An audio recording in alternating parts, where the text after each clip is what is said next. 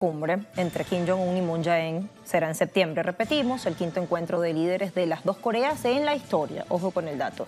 Analizamos, profundizamos. Hoy nos acompaña para este segmento, en principio, desde Bélgica, Alex Anfruns, periodista e investigador independiente. ¿Cómo estás, Alex?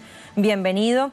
Bueno, primero preguntarte, teniendo en cuenta todo lo que ha pasado en la historia, ¿cuál es tu visión de las cosas? ¿Cuál es tu mirada de los hechos? ¿Positiva o más bien escéptica hasta tanto no veamos resultados concretos en el campo de los hechos? Hola, ¿qué tal?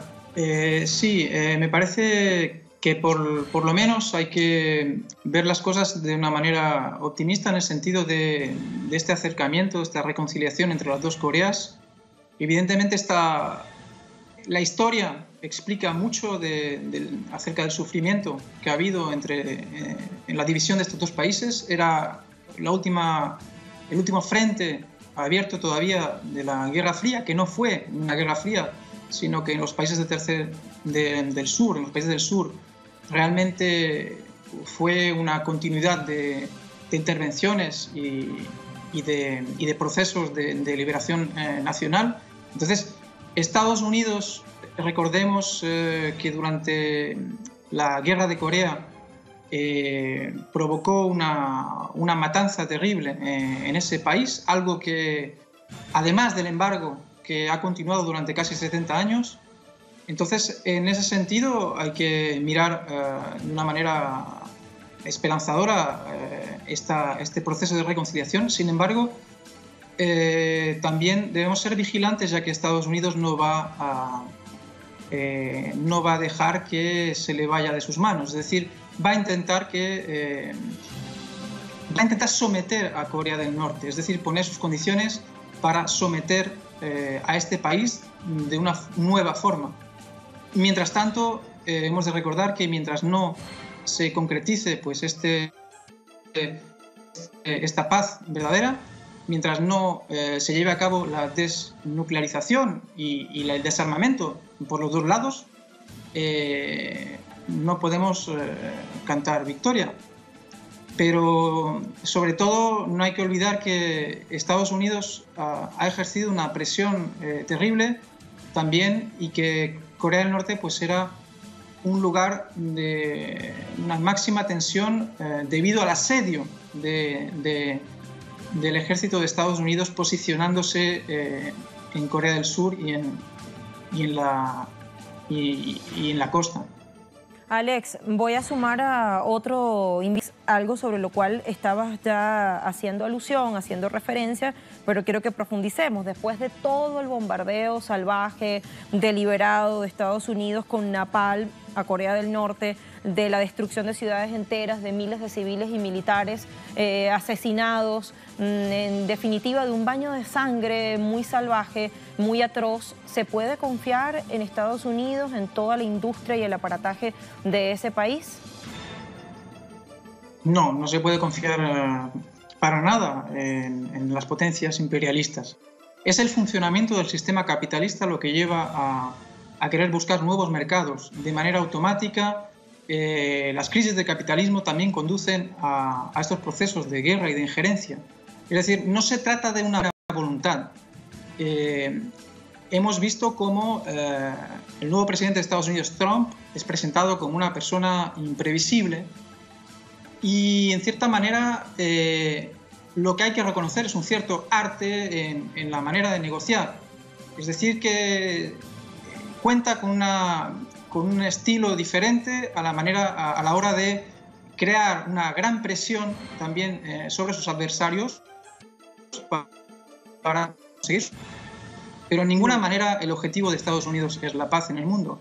No hay que ver más que los últimos 20, 30 años cómo se han multiplicado las guerras prácticamente una al año.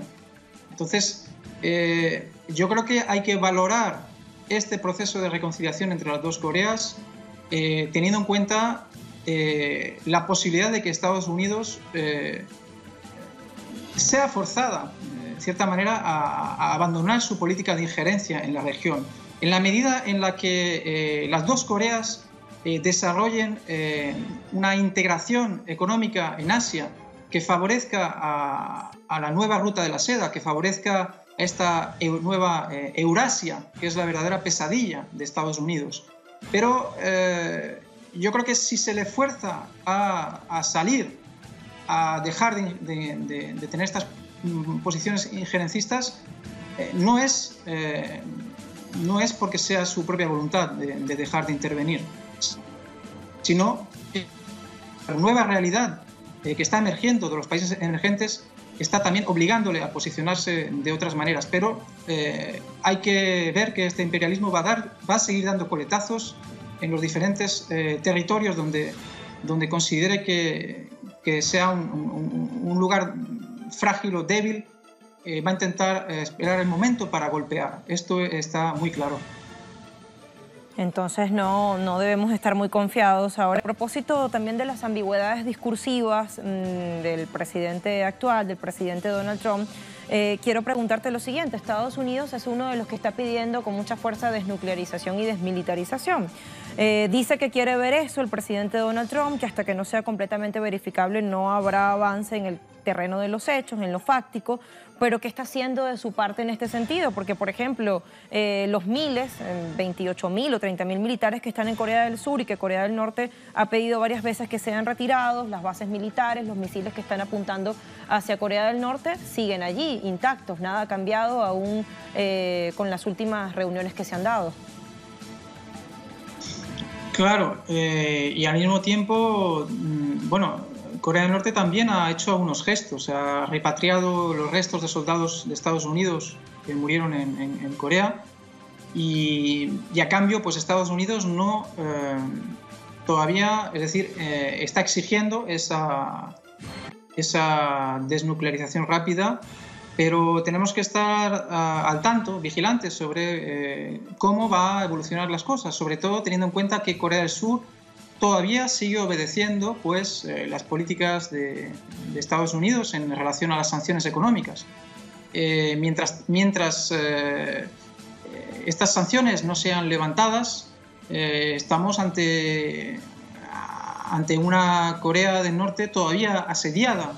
Entonces, yo creo que las garantías tienen que venir por ambos lados. Lo que pasa es que tenemos en cuenta que el imperialismo también juega con los medios a su favor y